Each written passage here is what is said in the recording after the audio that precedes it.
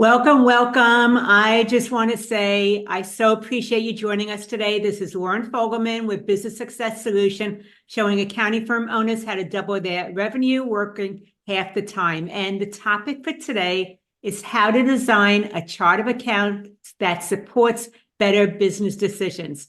And that is going to be my conversation today with Christy Andrzejczyk. And you are absolutely in the right place if you want to design a chart of accounts that delivers meaningful insights, not just the transactions. Identify the signs that a chart of accounts is creating confusion and not clarity, and also using financial data to better support client conversations and more strategic guidance. I know Christy is going to generously share. We have a great conversation set up, and you'll also know how to connect with her further.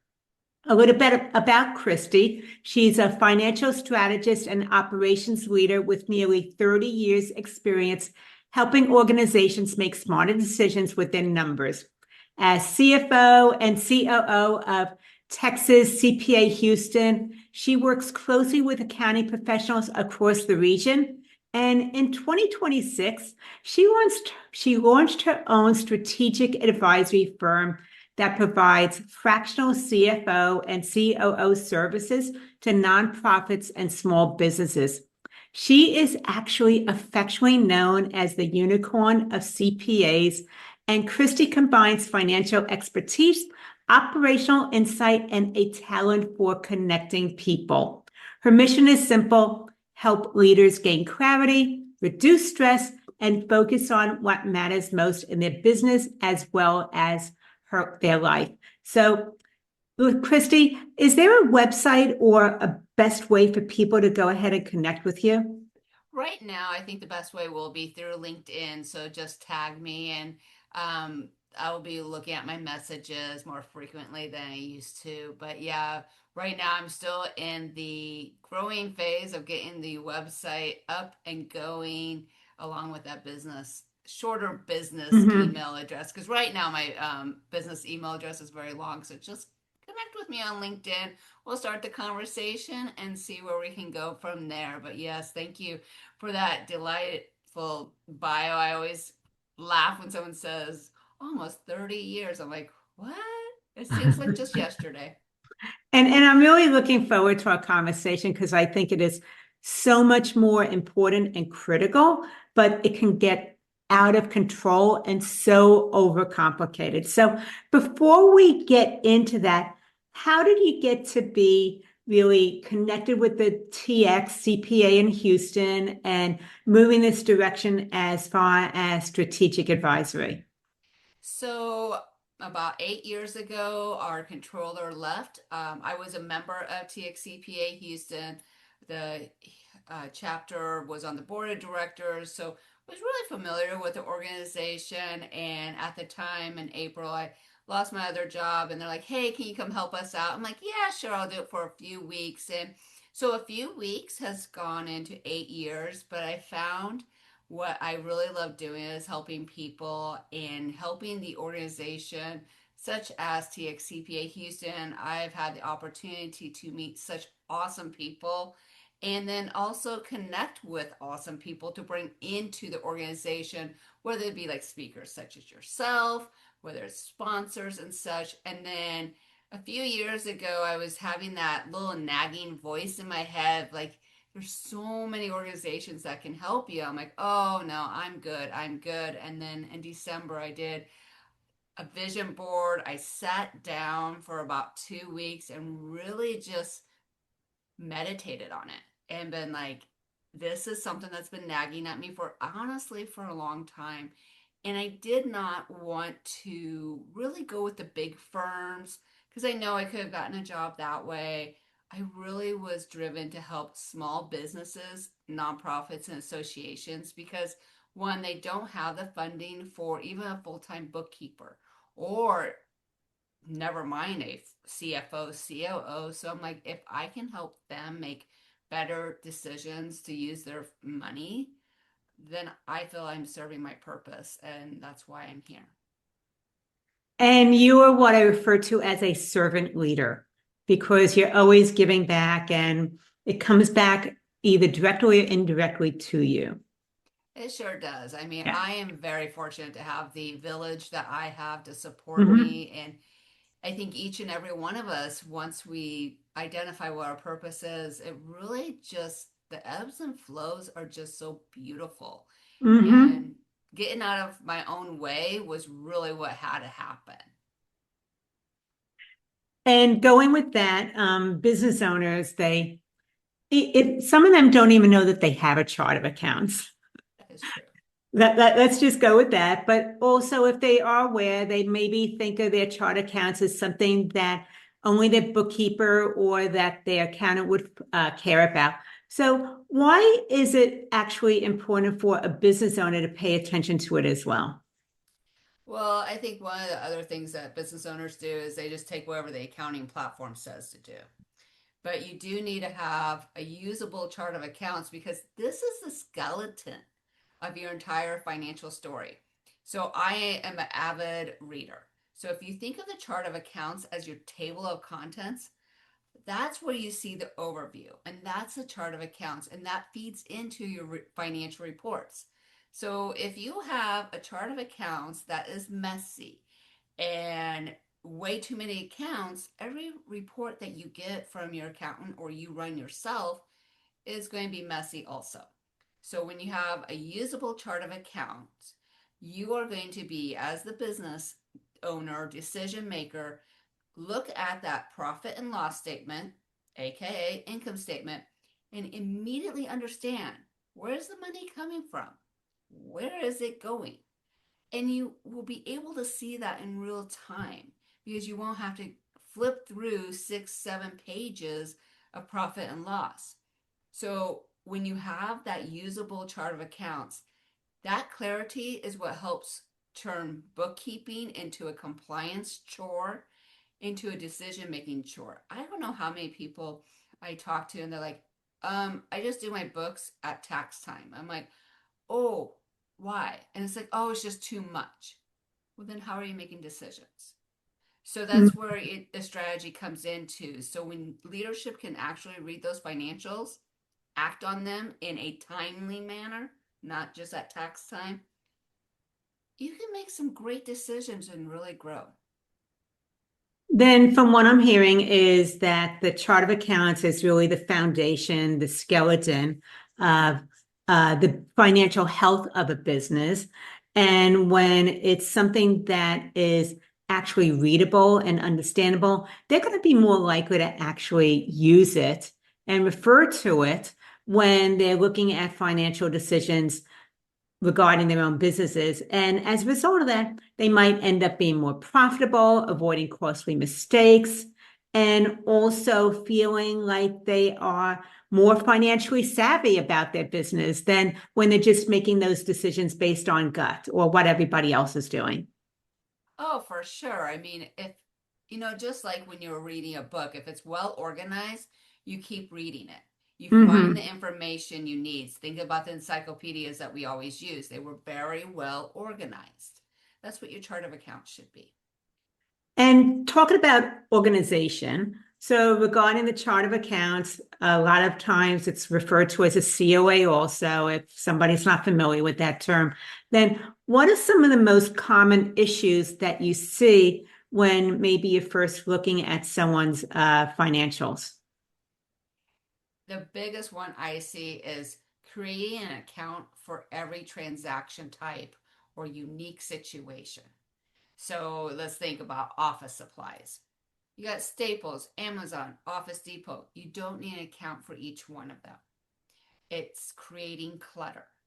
So it's also allowing the chart of accounts to grow without purpose. Every time something looks slightly different, or you had an audit, or someone asked a question, oh, let's just add another account so we can track that now. And then 5 years later, someone comes in and goes, why do we have this? I'm like, well, I don't know. Mm-hmm. So you really need to be careful on when you are adding accounts, what's that purpose? Making sure it's intentional.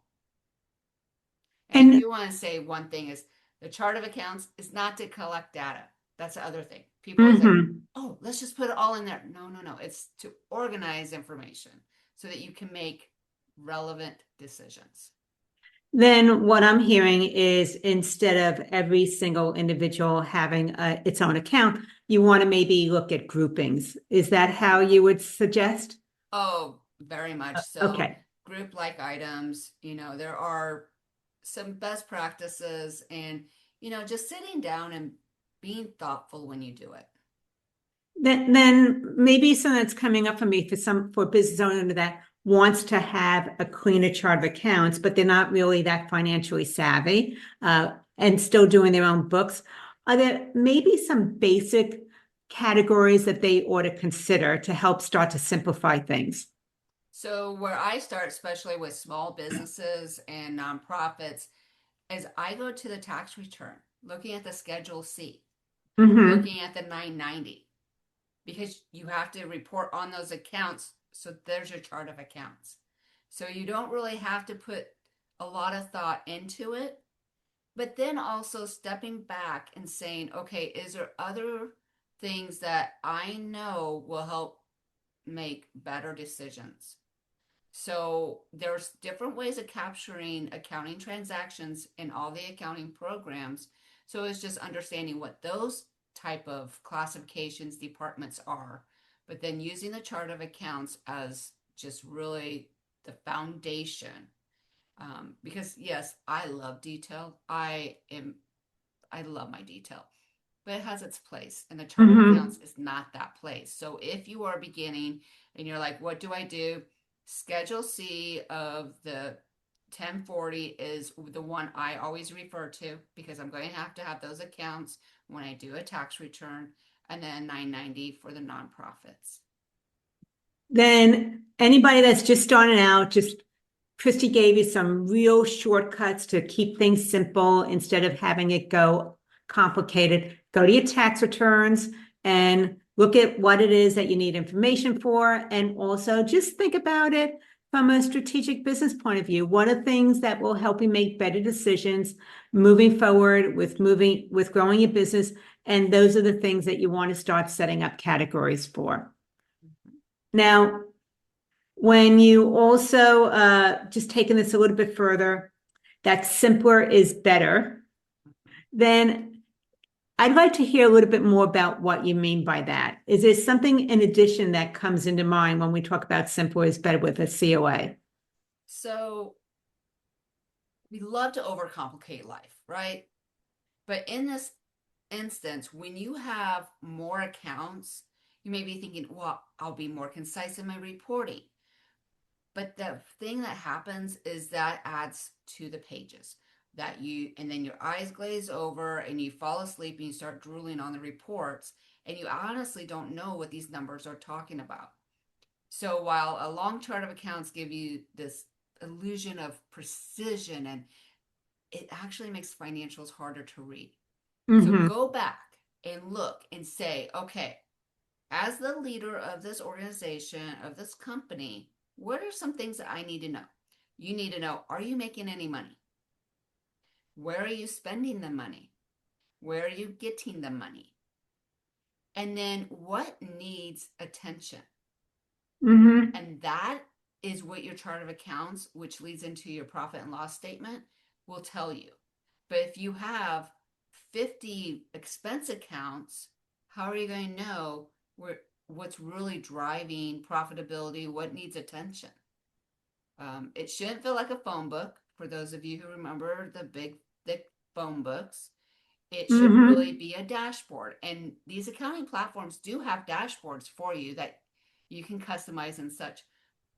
But step back, keep it simple. I'm always on keep it simple because if you complicate it, you're not going to do it or you're going to procrastinate on doing it.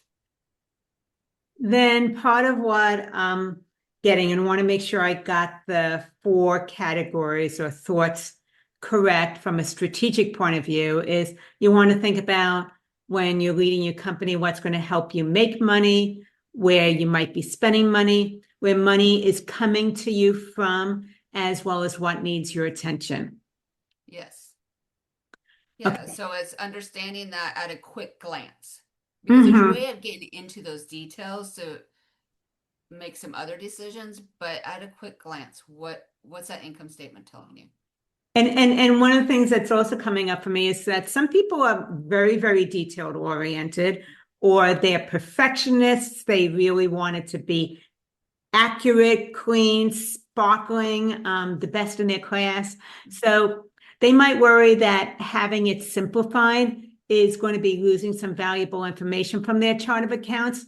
So let's talk about what are the ways that maybe they are able to get the insights that they need, even though they don't have dozens and dozens of accounts set up. And this is what I love about the accounting platforms out there. First, I always say try try different ones out and see what works for you. But each Mm-hmm. one of them has a way of handling this detailed information outside the chart of accounts. So you have classes, location, departments, projects, tags, and also customer and vendor records. So instead of creating the 15 to 20 separate accounts to track spending across the locations, you have one account, let's say marketing, and then you can use the location or class feature to slice it into, maybe you have New York and Houston and Los Angeles. So you can still get that detail, but your chart of accounts isn't too much. It stays lean, and the software does the heavy lifting. You're paying that money to the software. Let it be the great employee it can be. Hmm. Okay, then this is all about maybe being able to be a perfectionist, but we're shifting the strategy and the thinking a little bit about what tools has what purpose. So when you're thinking about your platform that you're using, you want to think about the features, and the features are what's going to give you the details, whether it's the classes, the locations, the tags, the customers, vendor records, whatever that might be. You want to use those features, and that way it keeps the chart of accounts from getting too cluttered. And keeps your financial statements from getting cluttered. Because if you're Mm-hmm. going to have to use these financials for, giving to your tax person, giving to the bank, you don't want them to be so long that they honestly dive into the details and ask questions. You're like, well, type of thing. And I'm a perfectionist. I Mm-hmm. love detail, but the thing is, that also costs money because it costs you your time and attention and energy that could be doing something else that's moving the needle on the business. So, as you're thinking about, even with the classes and locations, those don't need to be, keep those lean too. It always comes back to when I create this account, this class, this location, what is my intent on decision making purposes? How is that going to help me move the needle on the strategic plan? How is that going to help leadership know where we're going and how we're doing and compare it to the past or compare it to the budget? And for people now that have cleaned up their chart of accounts and they want to make better information that's informed, how does this maybe change the way that they're using that financial information? Because they're going to be able to see patterns and trends very quickly. They're going to be able to look at month over month, quarter over quarter, and see something and be like, oh, wait, that looks a little wonky. And Mm-hmm. keeping it consistent over time, which means don't be adding new accounts, don't, try to be detailed, keeping it intentional. By having those accounts clearly defined, the transactions are coded the same way every time. You're looking at data that's reliable and you can make great decisions from it because it's readable also.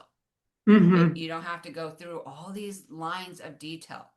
So this is where it comes into play. One of the things is when you look at that account, I say one page. I want it Mm-hmm. on one page. Yeah. I don't want to be flipping because I will lose my place or something. What is it telling me? Am I able to Mm-hmm. say how we're making money on the main products? What are your profit drivers? Mm-hmm. And then where are the expenses kind of looking wonky and dial them in before it gets to be December and you're like, we have a loss for the year. You have to make decisions Right. throughout the year. So making sure that, you have that clean chart of accounts, it's going to make this visible. And so you can make better decisions. I also feel that there's some business owners that no matter how simple you make their reports, even if it's just one page, looking at all the data and the numbers is overwhelming for them. But if we're cleaning up their COA and then they're getting a cleaner report, you can also then create a graph, whether it's a pie chart or a bar graph, and then they can look at it visually. And so even the clients you have that are overwhelmed by the numbers, a visual report is something that they can now use for better business decisions. This is what's wonderful about AI is we are getting these Mm-hmm. tools within the accounting platforms to customize it. And so you get to have those strategic discussions with your clients of what matters to you to make a decision and how can we use this simplified chart of accounts, this income statement to help you see that, or a balance sheet because AR aging, AP. Mm-hmm. It is important that you know this stuff as a business owner. And so how do you want that presented so that you don't dread the meeting? Because if we think about it, a lot of them, they just keep pushing it off because they don't want to face the fact that maybe the numbers aren't that good. But if you're on Mm-hmm. top of it every month in an easy to see format, then it's a good meeting and you can make better decisions so that it's not at tax time you're like, oh no, type of thing. And I also want to say, if you're a busy business owner and you're finding that you're pushing off all of your bookkeeping until the very end, you might actually benefit from hiring a bookkeeper to do the financials for you and then to give you that information and maybe even meet with you to discuss what's going on so that you can apply it. And it would be an investment that pays off because now someone is paying attention to your numbers. And as a result of that, you're making better strategic decisions regarding your business moving forward. Exactly. And that's, sometimes business owners are very, because they're very conscientious of the dollars going out. But what is your time worth? Mm-hmm. Especially if you're not paying yourself. That's even scarier.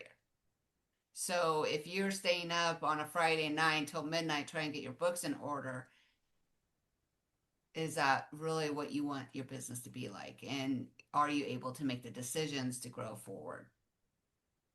And so if somebody's been knows, let me back up. What are some warning signs or some red flags that maybe your chart of account needs some housekeeping and some cleaning up? And if they recognize any of those warning signs, what would be the best way to get started? So, two questions that are kind of interconnected. They are. Some of the warning signs is the financial reports are way too long and they Mm-hmm. keep growing. Another one is procrastinating and even looking at the reports because your eyes glaze over because there's just too much. New accounts are constantly being added and no one really has a reason why. For that one, my solution to that one real quick is making sure that there's really a decision maker. There's a standard operating procedure SOP of these are the counts that can be added. This is a decision tree. Yes, this is worth it being added. Mm-hmm. Um, Reports require extensive explanation every month. It's, oh, we have to go through all this detail. Management exports everything to Excel to understand what happened, putting in a pivot table, or doing lookups, or doing something like that. The accounting platform is there to save you time, energy, attention, and money. So use it. But to do that, you need to simplify your chart of accounts. You can't identify trends. There's just too many moving pieces that you can't really identify what's happening. And so what I think is when people are seeing these warning signs, you're like, oh my goodness, what do I do? the thing is you have history built on it. So you got to be Mhm. careful if you want to clean up your chart of accounts. So a couple of things is getting someone to come in and help you as my first piece of advice, because you're going to be merging, you're going to be renaming, but we don't want to lose that historical data. So when you're starting out, I always say like lean, intentional. But when you are doing some cleanup work, that's when you have to just kind of, as a leadership team, come together, get your accountant, CPA involved, and be like, okay, what's the best practice of doing this? Some people start on the first day of their fiscal year, calendar year, and say, okay, moving forward, this is what we're going to do.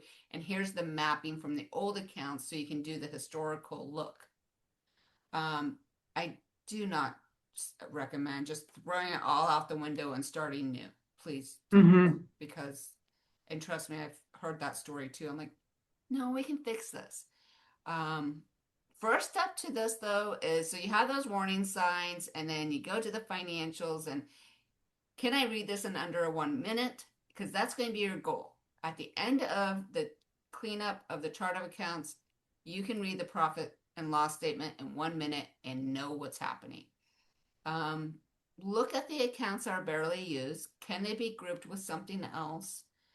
And the one thing I want you always, always to do with everything, especially when it's dealing with financials, is document. Document how you're changing the chart of accounts, making sure that you understand what you want your financials to answer. And then how does the old structure, how can that be grouped together? Mhm. And then, start doing the merging, the renaming so that it is useful information. But it's the end goal is needs to be short enough to read at a glance, and then using the software to do the detailed sorting underneath, being the classes, the departments, and locations. So to me, it sounds like a project. It is. It's not just a simple cleanup or anything like that. This is something that's going to take time.